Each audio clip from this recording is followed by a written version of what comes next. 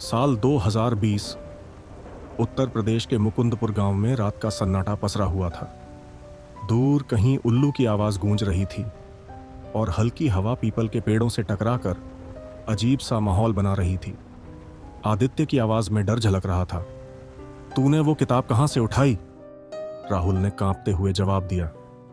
पुराने कुएं के पास से मिली, पेड़ के नीचे पड़ी थी। आदित्य ने कहा, तुझे पता भी है वो कुआं बंद क्यों किया गया था? आदित्य की आंखों में डर साफ दिख रहा था। कहते हैं वहां 20 साल पहले रामलाल तांत्रिक का साया मंडराता था। गांव वालों ने उसे उसी कुएं में जिंदा गाड़ दिया था और तब से वो कुआं बंद है। तब राहुल ने कहा, पर यह किताब उस कुएं में क्या कर रही थी? राहुल ने किताब को पलटकर देखा।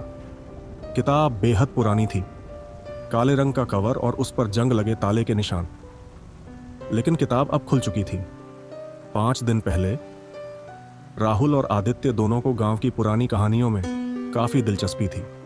उस दिन दोनों दोस्त पुरानी हवेली के पास खेलते खेलते गांव के सबसे पुराने कुएं तक पहुंच गए। आदित्य ने मजाक में कहा, चल कुएं के अंदर झांकते हैं। राहुल ने उसे टोका, पागल है क्या? सब कहते हैं यहां मत जाना। लेकिन आदित्य कहां मानने वाला था। जैसे ही दोनों कुएं के पास पहुंचे, वहां एक पुरानी धूल से सनी किताब पड़ी थी। किताब पर कुछ अजीब से चिन्ह बने हुए थे, जिन्हें देखकर लग रहा था जैसे ये कोई तांत्रिक ग्रंथ हो। राहुल ने किताब उठाते हुए पूछा, ये यहां कैसे आई? आदित्य ने डरते हुए कहा, छोड़ इसे, चल यहां से चलते हैं। लेकिन राहुल को किताब में कुछ अजीब सा आकर्षण महसूस हो रहा था। उसने सोचा, बस एक बार पढ़कर देखता हूं। किताब घर लाने के बाद उस रात राहुल ने किताब को पलटकर देखा। पहले कुछ पन्नों में साधारण मंत्र और तंत्र की बातें लिखी थीं, लेकिन बीच के पन्ने पर एक अजीब सा मंत्र लिखा था। राहुल ने गलती कर दी। राहुल ने बिना सोचे समझे वो मंत्र पढ़ लिया। तुरंत ही कमरे में ठंडी हवा चलने लगी और खिड़कियां तेज आवाज से खुद ब खुद खुलने लगीं। राहुल ने घबराकर किताब बंद कर दी। अगली सुबह जब राहुल उठा तो कमरे में हल्की धुंध सी भरी हुई थी। उसने ध्यान दिया कि किताब टेबल पर नहीं थी, बल्कि फर्श पर गिरी हुई थी और उसके पास मिट्टी से बने पैरों के निशान थे। राहुल ने कमरे का कोना कोना छान मारा, लेकिन वहां कुछ नहीं था।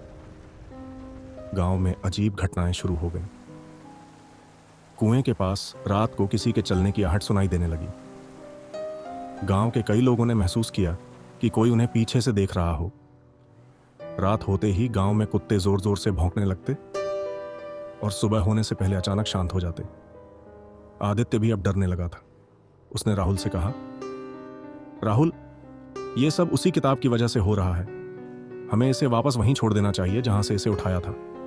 राहुल ने ठंडी आवाज में कहा, लेकिन अब यह इतना आसान नहीं है, क्योंकि अब किताब खुद ब खुद हर रात राहुल के तकिए के पास रखी मिलती थी। अब यह किताब मेरे साथ ही रहना चाहती है। राहुल और आदित्य ने गांव के सबसे बुजुर्ग बाबा किशनदास के पास जाने का फैसला किया। बाबा ने जैसे ही किताब को छुआ, उनकी आंखें चौड़ी हो गईं। बाबा ने कहा, बेटा, यह कोई साधारण किताब नहीं, यह रामलाल तांत्रिक की आत्मा से जुड़ी हुई है।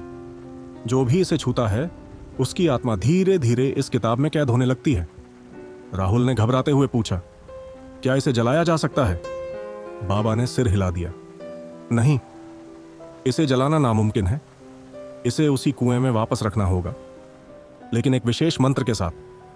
बाबा ने समझाया कि अगली अमावस्या की रात किताब को उसी कुएं में मंत्रोच्चार के साथ डुबाना होगा। अगर तुम सही समय पर मंत्र नहीं पढ़ पाए तो इस गांव में तबाही मच जाएगी। अमावस्या की रात 12 बजे राहुल, आदित्य और बाबा किशनदास कुएं के पास पहुंचे। पूरा गांव अंधेरे में डूबा हुआ था और ठंडी हवा से माहौल और डरावना हो गया था। बाबा ने मंत्र पढ़ना शुरू किया और राहुल ने कांपते हाथों से किताब कुएं में डाल दी। लेकिन तभी कुएं के अंदर से एक जोरदार चीख सुनाई दी, राहुल! राहुल का दिल धड़कना बंद सा हो गया। ये आवाज उसके कानों में गूंज रही थी। आदित्य और बाबा ने राहुल को खींचकर दूर किया। बाबा ने चिल्लाते हुए कहा, अब पीछे मत देखना। लेकिन राहुल ने पीछे मुड़कर देखा और कुएं में उसे एक परछाई दिखाई दी।